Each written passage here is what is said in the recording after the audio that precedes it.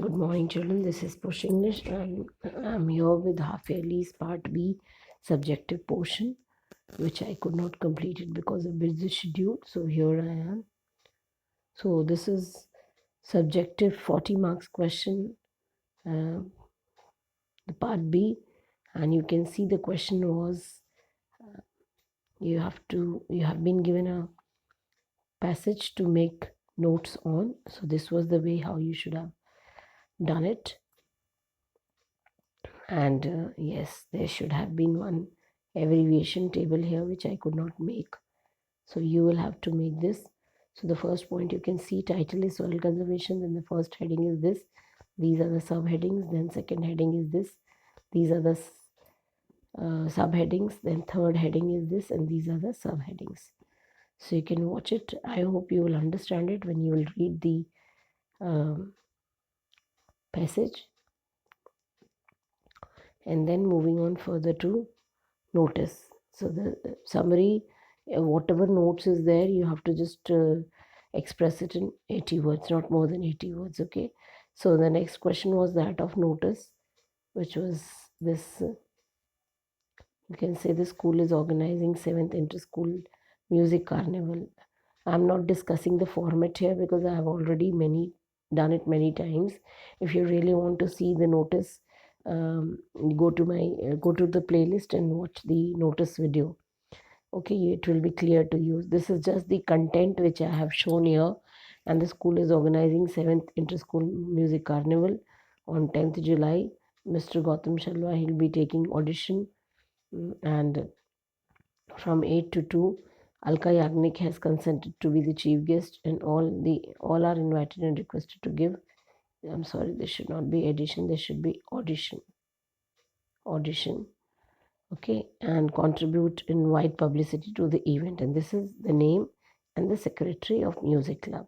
So this was the notice. The next is, again, there was a notice wherein Sunrise Colony people, they are requested to inform all the residents of Sunrise Colony regarding the cleanliness of park. It has been observed that people using Sunrise Park in the evening and morning time litter their goods and objects, which attract vulture and stray animals, leading to risk of lives of small kids and elders. It is said that cleanliness is next to, I'm sorry, here it should be is next to godliness. Hence, keep the park clean for mental and physical being of you and your family. Pavani Mazumdar, secretary. So this should have come. Yes, this should have come in the next line. Yes, I've done it. And now it is poster. Again, the poster was say no to drugs. So you can see this are just the value points. Okay, you could have put it in, these slogans could have been put in different way. Either you write it diagonally, change the font, change the style. Please watch my video on poster. It will be clear to you how it has to be made. So bring endless misery and ruin, be firm, act now. It is now or never. Now or never. Drugs may thrill. I'm sorry, this would come again. Yes, now it is okay. Drugs may thrill, but they surely kill. This is very, very famous quote. You can use it even in rash driving, wherever there is harm to you and there is little thrill. So you can write drugs may thrill, but they surely kill. Easy to get in, difficult to get out. Now, in the end, you will write down issued by Citizens Awareness Forum Pune and save life. Well, this is the end. Next poster was that on join the defense forces. You can see join the defense forces and serve your motherland. If you crave for what? These are the three things. If you really crave for patriotism, adventure, heroism, ये तीनों चीज़ों के लिए आपको जो है you'll have to join defense forces. Then courses offered are NDA है, +2 के बाद IMA है ग्रेजुएशन के बाद. इसी तरीके से और भी बहुत फैसिलिटीज़. मैंने बहुत कम वैल्यू पॉइंट यहाँ लिखे. आप 4-5 वैल्यू पॉइंट और लिख सकते थे. किसने इशू किया? Defence ministry, government of India. One thing again, I'll need to say that this should be in the box. You please use full box, full sheet, full scape paper. Similarly, this one. Okay. So now coming on to business letter, which was question number 4, 5 marks question. You can see this is sender's address, then there is a line, then date, the way the date is written, then this is addressee's address. These are 3 separate things, children, and there should be a one line spacing in between them. Then comes salutation and then comes subject. इनमें ये 5 चीज़ें अगर आपकी नहीं रहती हैं तो आपके मार्क्स कट जाते हैं।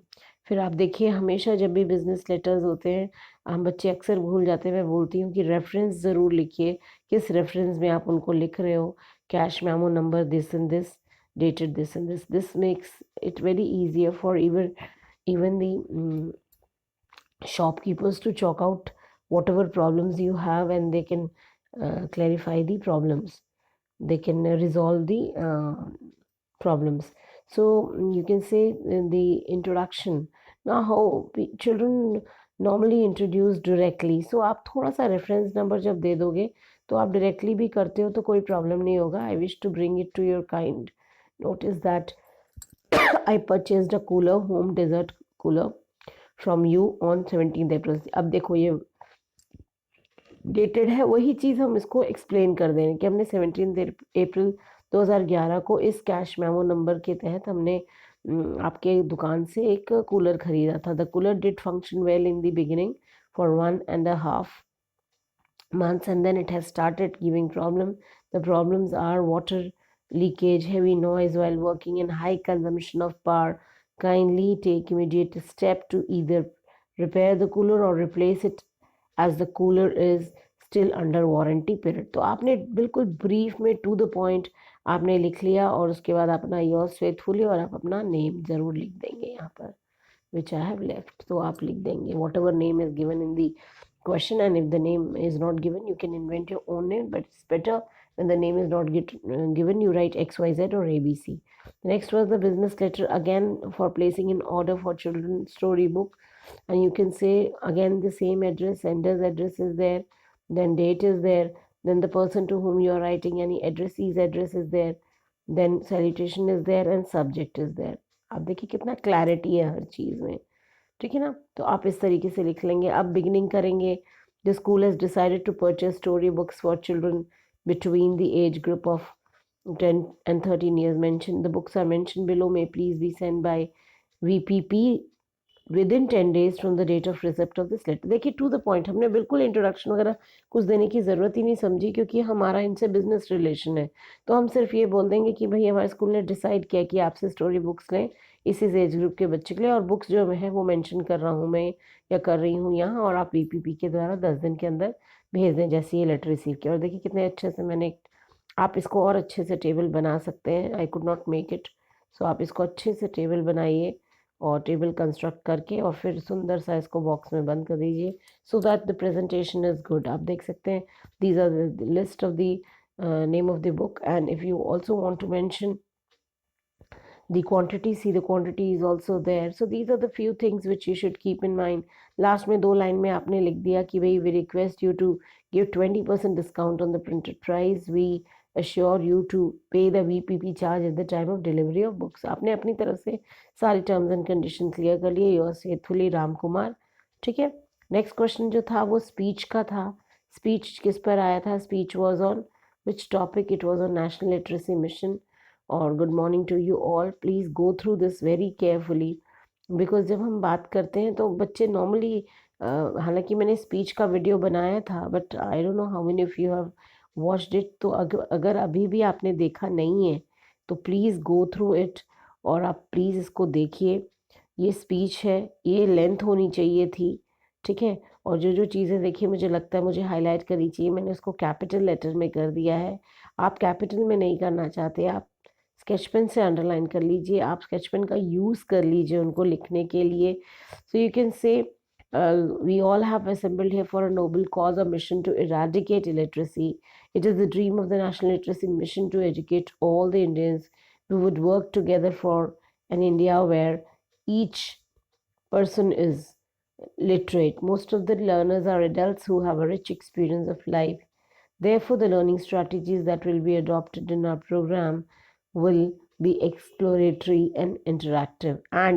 This should be, I'm sorry, this should be and interactive. it has been written and. So we have to teach as well as learn. We must keep in mind certain important factors, और वो factors आप क्या क्या है, उनका experience है, wisdom है, उनकी maturity है. जब भी कोई topic discuss करें ध्यान रखें कि वो already adults हैं, भले वो पढ़े लिखे नहीं हैं लेकिन उनका अनुभव, उनका wisdom वो और उनकी maturity हमसे ज़्यादा है. So we should encourage them to talk and express their views in a frank and fair manner. We should always keep in mind the objectives set for adulting. हमें बिना objectives के हमें काम करने भी नहीं चाहिए. हमें ध्यान रखना चाहिए इस बार हमारा target group जो है वो कौन है. वो एक ऐसा group है जो already experienced है बहुत ज़्यादा. We have to just channelize their experience. So we have to make them literates, inculcate in them a love for reading. जब तक reading, writing, arithmetic के लिए love नहीं आएगा 3 hours तब तक कुछ नहीं होगा. And उनको simple calculation सिखाना है, at right calculation. Then health awareness लानी पड़ेगी, job related problems next order में. मतलब ये बिल्कुल steps में होगा. It is only after a strong bridge of confidence is built that we would able to create in them awareness about civil rights, duties, privileges, and their obligations. When they become confident of their past, we must create in them social awareness. तो ये step by step होगा कि पहले आप उनको confidence दिलाओ कि भाई आप बहुत पावरफुल हो और आप बहुत नॉलेजेबल हो. सिर्फ आपको 3 आवर्स की जानकारी होनी चाहिए. थोड़ा सा जब कॉन्फिडेंस बिल्ड होगा तो वो आपके पास आएंगे. फिर उनको आप बताइए कि आपके राइट्स क्या हैं, ड्यूटीज़ क्या हैं, प्रिविलेजेस क्या हैं, ऑब्लिगेशंस क्या हैं. ठीक है. फिर सोशल अवेयरनेस में उनका इस्तेमाल करिए, उनको हेल्प करिए कि कंट्रीब्यूट कर सकें सोशल बेनिफिट के लिए. एनवायरमेंटल पोल्यूशन हो गया, पॉपुलेशन कंट्रोल, एम्प्लॉयमेंट जनरेशन, ये सारी चीज़ें भी डिस्कस की जा सकती हैं. यानी कि let's all resolve to make sincere efforts to achieve this goal. So this was all. Next speech was on discipline. I hope you remember. Then, respected principal, teacher, and dear friends, today I, Karuna, am here to express my views on discipline shapes the future of students. We are all aware of the fact that discipline is the key to success. Everybody knows that. So पहले तो discipline के बारे में 4-5 point आप लिख दीजिए कि discipline क्या क्यों ज़रूरी है, डिसिप्लिन क्या होता है. So discipline should be inculcated earlier in life. This is very important. If we are disciplined in life, we inculcate a sense of duty and obedience. Very true. अगर डिसिप्लिन हम नहीं होते हैं, हमारे अंदर वो ओबीडियंस और ड्यूटी के लिए वो फीलिंग आती ही नहीं है. Let me give you an example to prove my point. ये ऐसे फ्रेजेस का इस्तेमाल मैंने जानबूझ के यूज़ किया ताकि बच्चे आप ये पिकअप करो यहाँ से. आपका जहाँ कहीं भी लगता है कि मैं ये प्रूव करने जा रहा हूँ अपने पॉइंट, आप ये फ्रेज लिख लीजिए, आप ये लाइन लिख लीजिए. Every day we are assigned homework by our teachers. If we are discipline we complete it. We'll complete the work within stipulated time. We get the appreciation from our teachers and we also do well in examination. तो ये छोटा सा example बच्चे ने अपनी life से ले लिया. आप भी इस तरीके की कुछ चीज़ें लिखिए. Discipline is essential in all walks of life, right from the working of the government of the country to the ordinary farmer. मतलब एक छोटे से छोटा किसान जो ज़मीन की खुदाई करता है, जो खेतों में फसल लगाता है, और एक बड़ा सा बड़ा ऑफिसर गवर्नमेंट ऑफ इंडिया को जो सर्व कर रहा है, हर किसी को बहुत ज़रूरी है that they follow discipline. Discipline सबकी लाइफ में ज़रूरी है. It is the bed rock. देखो कितनी अच्छी लाइन है बच्चों, ये मैंने पिकअप की है कहीं से. So it is the bed rock of character. आपका कैरेक्टर कैसा है वो आपके इस डिसिप्लिन से ही पता चलता है. एब्सेंस ऑफ इट, अगर डिसिप्लिन नहीं है तो आपकी लाइफ में क्योस और कन्फ्यूजन होगा. आप सोचिए अगर एक दिन ट्रैफिक रूल्स फॉलो ना करें हम तो क्या हालत होगी रोड पर. लोग मरने लगेंगे. रैश ड्राइविंग की वजह से कितने एक्सीडेंट्स होंगे. So can you imagine the utter chaos it will lead to. तो आप सोच सकते हैं रोड पर कैसे क्योस और कन्फ्यूजन होगा अगर हम एक दिन के लिए ट्रैफिक रूल फॉलो ना करें, डिसिप्लिन ना हो. तो बस डिसिप्लिन एसेंशियल है in running the society smoothly.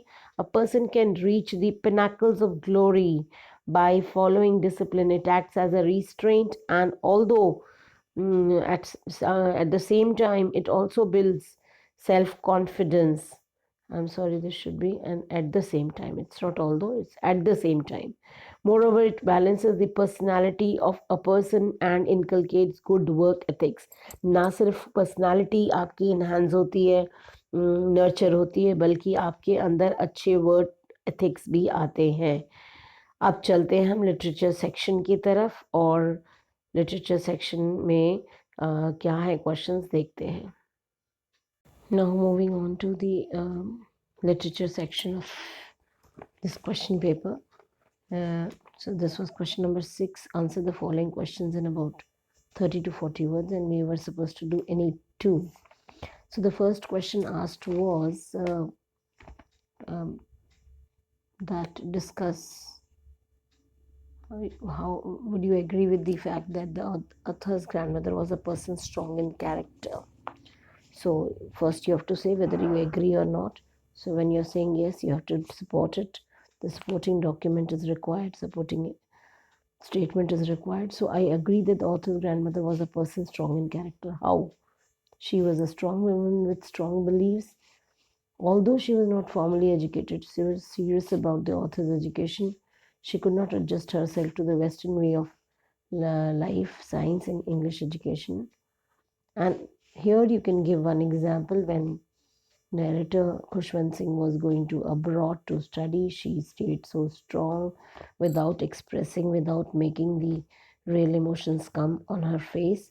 She stood strong. So this example you can give, otherwise these 2 points are more than enough. Then comes the question was how many people were there, yeah, how many people were there in the photograph.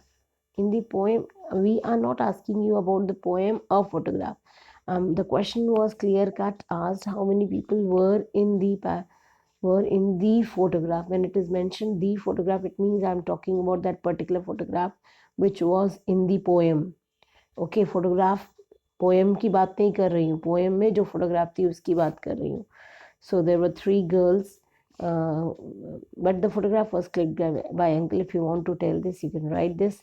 But there were only 3 people who were sea holidaying, the 2 girl cousins Betty and Dolly, and whose mother. Here you can mention poet's mother to make it more clear. Okay.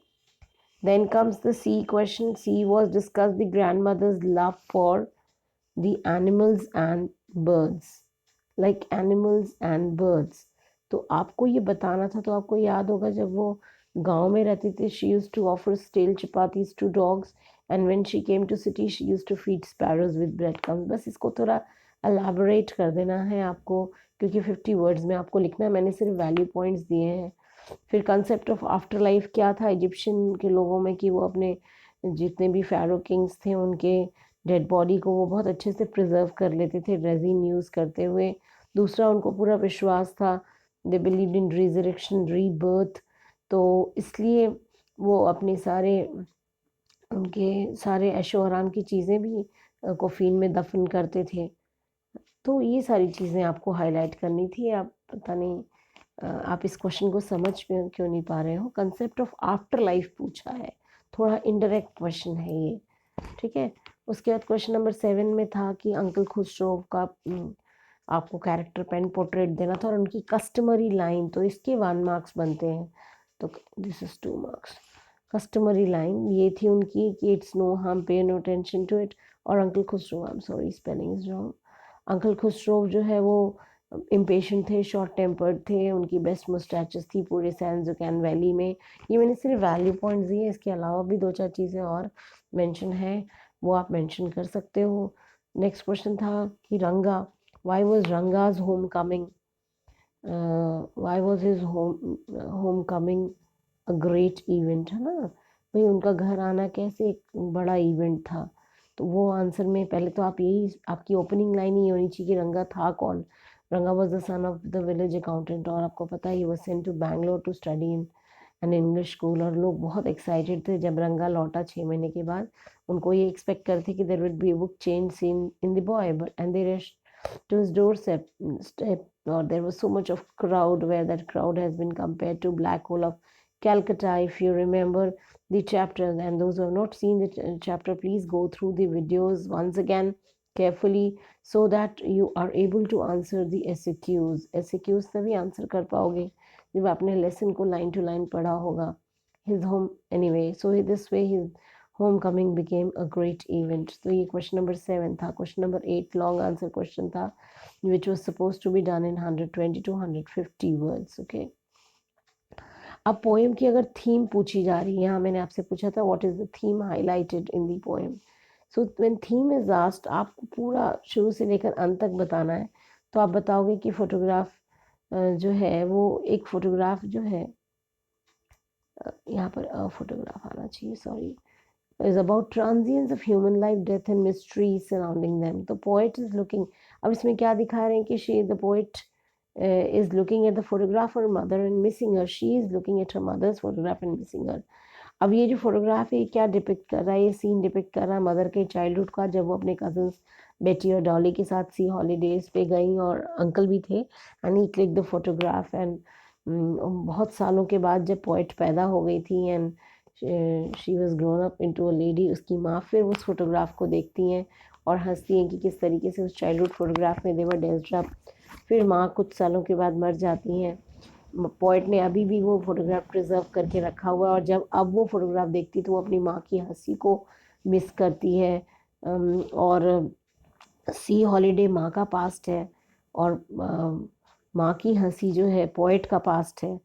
तो इस तरीके से आपको हर चीज़ को mention करना है। फिर इसी समय उन्होंने आगे हाईलाइट किया है कि कैसे इंसान का जीवन जो है, man's life is so transient on the sands of life, मतलब उनकी लाइफ जो है टेम्पररी है, वेरएज जो नेचर है दैट इज़ परमानेंट। और तो आपको बताना है ट्रांजिएंस विथ परमानेंस ऑफ नेचर, तो ये चीज़ें आपको थोड़ी हाईलाइट करनी पड़ेगी। And when she thinks about all this, she becomes miserable, quite with the sadness of separation from her mother. So this is the ending line with silence. Silence इसको explain कर दिया। तो ये था पूरा थीम आपका, तो सब कुछ उसमें इंक्लूड करना है थीम में ना। अब आते हैं, अगला क्वेश्चन था हमारा कि किस तरीके से जो स्टोरी है पोर्ट्रेट ऑफ अ लेडी, उसका आपको थीम और मॉरल दोनों हाईलाइट करना था। पोर्ट्रेट ऑफ लेडी का theme and moral, this was the question. Okay, so story puts up a light on what the need of companionship and friendship felt by our elders। हमारे जो बूढ़े लोग हैं उनको कैसे ज़रूरत होती है, ये है आपका स्टोरीज़ के बारे में। और कैसे लव और इमोशन एक्सपीरियंस किया जा रहा है, सिर्फ ह्यूमन बींग्स को ही नहीं, एनिमल्स और बर्ड्स भी एक्सपीरियंस करते हैं। आप लास्ट में स्पैरोज़ का जो रिएक्शन है उसके ऊपर बात कर रहे हैं यहाँ पर। The story also portrays a grandson's perception of his mother, grandmother and how their bond of love undergoes changes. तो आप देखिए इन्हीं 3 लाइनों में मैंने 3 थीम आपको बता दिए, और ये आप बिल्कुल याद कर लीजिए हर चैप्टर के लिए बच्चों। इस तरीके की एक पैराग्राफ आप हमेशा रेडी रखिए थीम पर, मॉरल पर, सो दैट जैसे ही कोई क्वेश्चन आए आप इसको इंट्रोड्यूस कर सकें, ईदर इन द बिगिनिंग और इन बिटवीन और at the end of this answer. तो ये थोड़ा सा आपको स्मार्ट बनना पड़ेगा। You will have to become smart students now. You have to keep preparing. Anyway, you wait for the videos. I'm going to download some more things for you people, and then I'll upload it in the form of video. Okay, I'm working on that. So but just follow my channel religiously and be very serious. My motive is only to make you people aware of the correct way how to write the things, and your appreciation and your only way out how you can appreciate me is by commenting on it and by liking the video, by looking at it till the end. That is the only way out. Okay, now not digressing from the topic, so let us come back to the answer. The story is written in the first person and biographical mode. ये भी बता दिया आपने। Perception Khushwant Singh का अपनी granny को लेकर जैसे वो महसूस करते थे। टचिंग स्टोरी है, स्पेशल बॉन्ड है, कनेक्शन है एक लड़के और ग्रैनी के बीच में, उनका रिलेशनशिप जैसे समय के साथ क्या बदलाव आता है वो बताया है। तो ग्रैंड माँ बहुत ही क्लोज थी आइडियलिज्म के, बहुत सारे डिफरेंसेस थे उनकी लाइकिंग्स में, उनके और उनके ग्रैंडसन की लाइकिंग में, लेकिन फिर भी दोनों के लिए जो लव था, बॉन्ड था, रिस्पेक्ट था, वो अलग था। ग्रैंड माँ का जो लव था वो बहुत ही डीप था। Grandmother is shown as an epitome of love and sacrifice in the chapter. I am sorry, this is highlighted. Okay, this is HIGHLIGHTED. While typing it becomes, there is an error. So this is the main theme. The whole story revolves around grandma, and then she laid her heart not only for humans but also for animals and birds. बहुत ही religious हैं, and with the lapse of time grand mother is left alone, but उस चीज़ को भी वो accept करती हैं, कभी complain नहीं करती, हर सिचुएशन को एक्सेप्ट कर रही हैं जो भी उनके आगे आ रहा है। तो ग्रैंड मदर एक स्ट्रॉन्ग वुमेन है, she accepts whatever comes before. और उनकी उसके बाद से, आई एम सॉरी यहाँ स्पैरोज की स्पेलिंग गलत है, after her peaceful death sparrows even mourned her death as they stopped chirping and did not even eat the pieces of bread। तो ये कितनी अच्छी बात कही गई है कि जो इमोशन एक्सप्रेस ह्यूमन बींग्स तो कर लेते हैं, बर्ड्स नहीं एक्सप्रेस कर पाते। तो इस तरीके से आप सोच सकते हैं कि बर्ड्स का एक्सप्रेस करना कितनी ब्यूटीफुली डिपिक्ट किया है खुशवंत सिंह ने। फिर ऑल्सो ये भी बता रहा है चैप्टर की कैसे रिलेशनशिप में बदलाव पैसेज ऑफ टाइम के साथ आता है, और everything in this world is to be faced with courage. हर चीज़ को करेजियसली फेस करना पड़ेगा, और अपने वर्स्ट टाइम में भी इंसान को अपना ट्रू पोटेंशियल रियलाइज़ करके जो है उसका उसको यूज़ करना पड़ेगा। जैसे एक स्ट्रॉन्ग वुमेन थी, तभी तो grand mother after the departure of the author she just went through the worst time when she was out away from her grandson। तो इस तरीके की चीज़ें आप हाईलाइट करेंगे। सो ये था आपका question number 8। Now question number 9, जिसमें dream desire realism got reflected, you have to explain how it got reflected in this story. तो स्टोरी में सबसे पहले बिगिनिंग की ये कुछ लाइनें आप याद कर लीजिए एकदम, कि summer of beautiful white horse एक टेल है which is told from the view point of a 9-year-old boy whose name is Aram. और ये भी बताना है आपने कि वो it is imagination at that time। Imagination is rich and one can romanticize even insignificant action। तो ऐसे व्यक्ति के लिए, to such a person the world is full of excellence and glory, life is delightful and mysterious dream। ये एरम के लिए हम बता रहे हैं। तो एक ऐसे ही यंग पुअर बॉय के लिए जिसका सपना है कि वो ब्यूटीफुल वाइट हॉर्स को राइड करे, वो ड्रीम फुलफिल होती है मुराद के through, and he had always been longing to ride, and his cherished dream is to realize not only realized but fulfilled because of his cousin Murad, who offers him to ride on horseback, पहले अकेला और फिर उसके साथ। तो इस तरीके से जो है आप देख सकते हैं कि riding the stolen horse and riding it safely, enjoying the great feats of adventure for the two boys, पूरे चैप्टर में ये डिस्क्राइब किया गया। फिर स्टोरी लाइन बहुत ही थिन है, और हम जैसे जैसे आगे बढ़ते हैं हमें पता चलता है कि ये बच्चे जो है हॉर्स को उसके राइटफुल ओनर जॉन बायरो को रिटर्न कर देते हैं, है ना। तो ये भी आपको मेंशन करना है कि it's a peep into child psychology. ये स्टोरी चाइल्ड साइकी के ऊपर भी है, जहाँ बच्चे क्रेजी हैं हॉर्स के बारे में, और वो इतने क्रेजी हैं कि उनका ये मानना है कि अगर हमने घोड़ा चुराया भी है और राइडिंग के लिए चुराया है तो वो चोरी नहीं होती है। तो इस तरीके से वो कैसे थ्रिल ऑफ राइडिंग एंजॉय करते हैं। उसके अलावा वो फैमिली प्राइड के प्रति भी बहुत कॉन्शियस हैं, और गैरोग्लेनियन फैमिली बहुत वेल नोन है ऑनेस्टी और ट्रस्ट के लिए। वहाँ के लोग, वहाँ के मेंबर्स कभी भी, इस ट्राइब के मेंबर्स कभी भी चुरा नहीं सकते, कभी किसी का अनड्यू एडवांटेज नहीं ले सकते। तो इस तरीके से जो है, और इसीलिए शायद यहाँ हेंस आएगा, hence they return the horse. तो इस तरीके से इतने कॉन्शियस स्ट्रिकन होते हैं, they are so pinpricked by their the conscience that they return the horse to John Byro। तो ये स्टोरी थी अपना, ये क्वेश्चन नंबर 9 हो गया। उसके बाद आते हैं क्वेश्चन नंबर 9 के बी पर, जहाँ पर रंगा की मैरिज किस तरीके से प्लान हुई, प्ले हुई और एग्जीक्यूट हुई। तो पहले आप रंगा के बारे में बताएंगे कि वो अकाउंटेंट, एक विलेज अकाउंटेंट हो, सारली विलेज के अकाउंटेंट के बेटे हैं, और ये न्यूज़ बन गई जब वो बैंगलोर गए, वहाँ से लौट कर आए। और फिर बस 2 लाइन काफ़ी है इंट्रोडक्शन के लिए। रंगप्पा जो है उसका कोई इंटेंशन नहीं है और शादी करने का, जब तक उसे सही लड़की ना मिल जाए। उसे एक मैच्योर लड़की चाहिए जिसे वो एडमायर कर सके। तो वो अगेंस्ट मैरिज के अगेंस्ट है, और एडोल्सन गर्ल्स को से शादी नहीं करना चाहता, एक मैच्योर लड़की चाहिए। और उसका ये मानना है कि अगर उसे इसकी चॉइस की लड़की नहीं मिली तो वो बैचलर रह जाएगा।